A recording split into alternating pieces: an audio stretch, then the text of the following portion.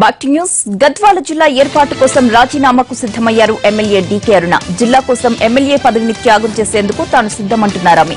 ఈ మేరకు కేసీఆర్ కు ఇవాళ లేఖ కూడా రాయనున్నారు. తర్వాత స్పీకర్ ను కలిసి రాజీనామా లేఖ ఇవ్వాలని భావిస్తున్నారు డీకే అరుణ.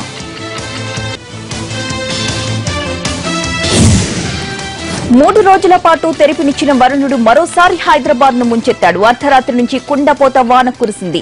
దాదాపు 3 గంటలకు పైగా కురిసిన వానతో మరోసారి హైదరాబాద్ రోడ్లన్నీ చెరువులను తలపించాయి. ఎక్కడ చూసినా మోకాలి లోతు నీళ్లు నిలిచిపోయాయి.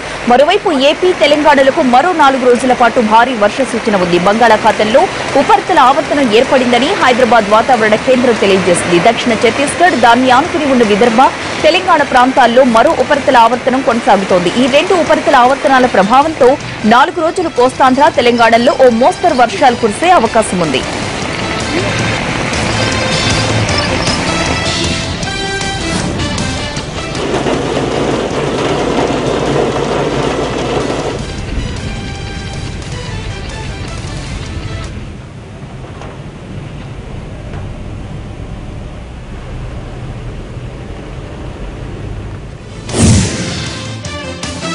మరో 4 రోజుల్లో కోస్తాంధ్ర, తెలంగాణలో ఒక మోస్తరు వర్షాలు కురిసే అవకాశం ఉంది. ఉత్తర కోస్తాంధ్ర సమీపంలో పశ్చిమ మధ్య బంగాళాఖాతంలో ఉపరితల ఆవర్తనం ఏర్పడిందని హైదరాబాద్ వాతావరణ కేంద్రం తెలియజేసింది.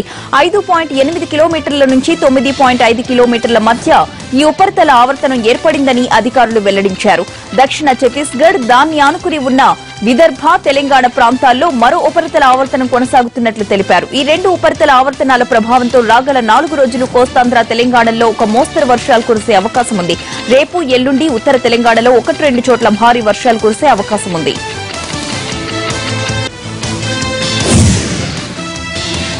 ఓవైపు ఆక్రమణలపై కేసీఆర్ సర్కార్ కఠిన చర్యలు తీసుకుంటుంటే మరోవైపు కబ్జా రాయిళ్లు మాత్రం తమ పని తాము చేసుకుపోతున్నారు. హైదరాబాద్ చాదర్ ఘాట్ సమీపంలో మూసీ నదిని కబ్జా చేస్తున్నారు.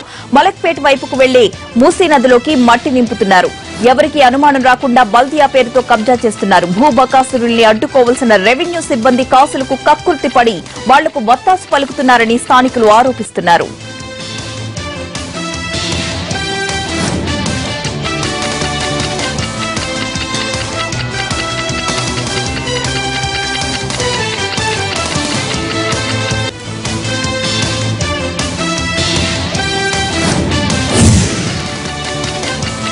తెలంగాణ ప్రైవేట్ ఆసుపత్రుల్లో మరోసారి ఆరోగ్యశ్రీ సేవలు నిలిచిపోయాయి. డిమాండ్లు తీర్చలేదంటూ ప్రైవేట్ ఆసుపత్రుల యాజమాన్యాలు అర్ధరాత్రి నుంచి మెడికల్ సర్వీసులను నిలిపివేశాయి.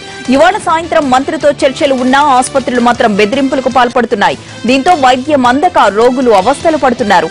ఆరోగ్యశ్రీ సేవలు నిలిచిపోవడం ఇది వరుసగా 3వసారి. బకాయిలను ఒకేసారి విడుదల చేయాలని గతంలో ప్రైవేట్ ఆసుపత్రుల యాజమాన్యాలు ఆందోళన నిర్వహించాయి. దీంతో అప్పట్లోనే ప్రభుత్వం చర్చలు జరిపింది.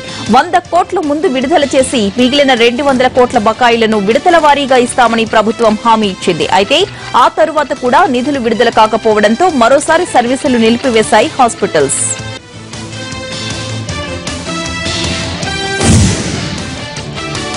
దేశంలోనే ప్రథమంగా డిజిటల్ యూనివర్సిటీ తిరుపతిలో ఏర్పాటు కానుంది. రోజురోజుకు అభివృద్ది చెందుతున్న ఇన్ఫర్మేషన్ టెక్నాలజీ వల్ల డేటా విశ్లేషణ, సైబర్ సెక్యూరిటీ కష్టతరమవుతోందని, వీటికి సరిపడా నిపుణులను తయారు చేయడానికి డిజిటల్ యూనివర్సిటీని ఏర్పాటు చేస్తున్నామని అన్నారు IT secretary Pradyumna. Gujarat forensic university, Praxis business స్కూల్తో సైబర్ సెక్యూరిటీ, డేటా అనలిటిక్స్ లో సహకారంపై అవగాహన ఒప్పందాన్ని చేసుకున్నారు.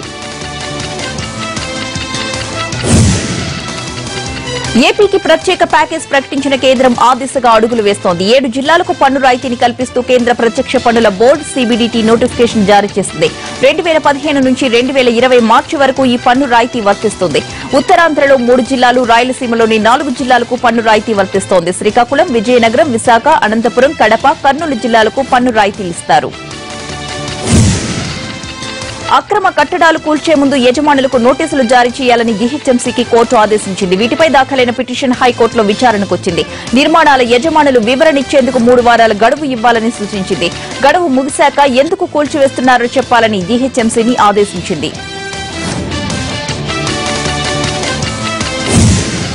శ్రీకాకుళం జిల్లా పరిషత్ సర్వసభ్య సమావేశాలు వాడివేడిగా సాగాయి. ఈ సమావేశాల్లో కేవలం 6 శాఖలకే చర్చ పరిమితమైంది. సమావేశాల తీరుపై అసంతృప్తి వ్యక్తం చేశారు నేతలు. డ్వామా పీడీ తీరుపై మండిపడ్డారు ప్రజాప్రతినిధులు. ఇలాంటి వారిపై చర్యలు తీసుకోవాలని మెజార్టీ సభ్యులు డిమాండ్ చేశారు. అవసరమైతే అతనికి వ్యతిరేకంగా తీర్మానం పెడతామన్నారు.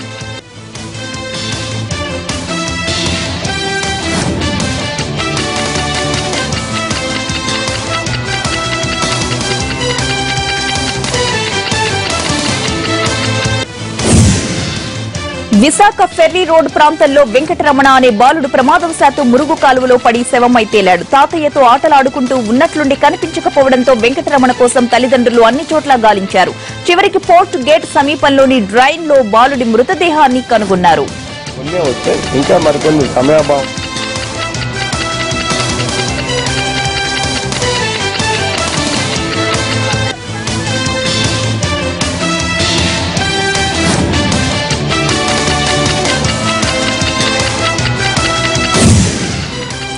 కర్నూలు జిల్లాలో నానో కెమికల్ ఫ్యాక్టరీ నిప్పు రాజేస్తోంది. కొండ జూటూరులో ఫ్యాక్టరీ ఏర్పాటును వ్యతిరేకిస్తూ ప్రజలు ఆందోళన చేస్తున్నారు. పోలీసులు వేధిస్తున్నారని ఓ మహిళ ఉరేసుకుని ఆత్మహత్య చేసుకోవడంతో గ్రామం నివురు గప్పిన నిప్పులా ఉంది. మరోవైపు పోలీసు బలగాల మోహరింపుతో ఎప్పుడు ఏం జరుగుతుందోనన్న ఆందోళన కనిపిస్తోంది.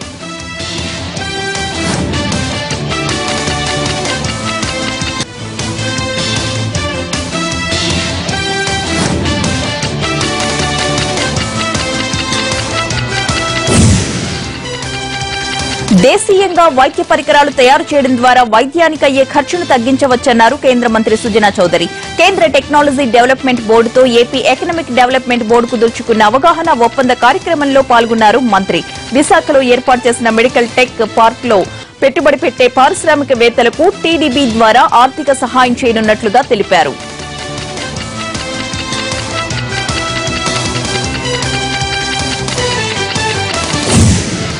అన్ని అర్హతలు ఉన్న కల్వకుర్తిని రెవెన్యూ డివిజన్ గా చేయాలన్నారు ఎమ్మెల్యే వంశీచంద్రెడ్డి.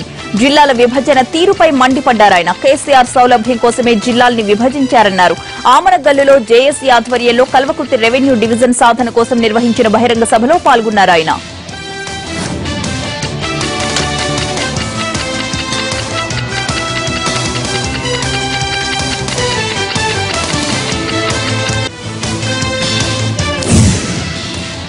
ఉద్యోగాల పేరుతో మోసం చేస్తున్న ఓ సీనియర్ ఉద్యోగి బాగోతం బట్టబయలైంది. ఏపీ సెక్రటేరియట్ లో డిప్యూటీ సెక్రటరీ స్థాయిలో ఉన్న మల్లికార్జున చాలా కాలంగా ఈ దందా సాగిస్తున్నట్లుగా తెలుస్తోంది. కలెక్టరేట్లలో ఉద్యోగాలు ఇప్పిస్తానని నిరుద్యోగులను మోసం చేస్తున్నాడంటున్నారు బాధితులు.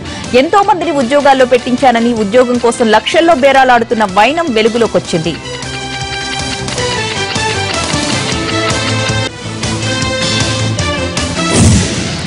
ప్రకృతి శాపం, విత్తన కంపెనీల పాపం వెరసి గుంటూరు జిల్లా రైతులను దారుణంగా దెబ్బతీస్తున్నాయి. మిరప పంటే కాకుండా పత్తి కూడా నకిలీ విత్తనాల సమస్యతో దెబ్బతింది. గుంటూరు జిల్లాలో వేలాది ఎకరాల్లోని పత్తి, మిరప పంటలు నకిలీ విత్తనాల బారిన పడ్డాయి. భారీ నష్టాలతో గిలగిలలాడుతున్న రైతులు విత్తన డీలర్లకు చెందిన షాపులపై విరుచుకుపడుతున్నారు. దీంతో స్పందించిన సర్కార్ నకిలీ విత్తనాలు తయారు చేస్తున్న కంపెనీలపై చర్యలకు దిగింది.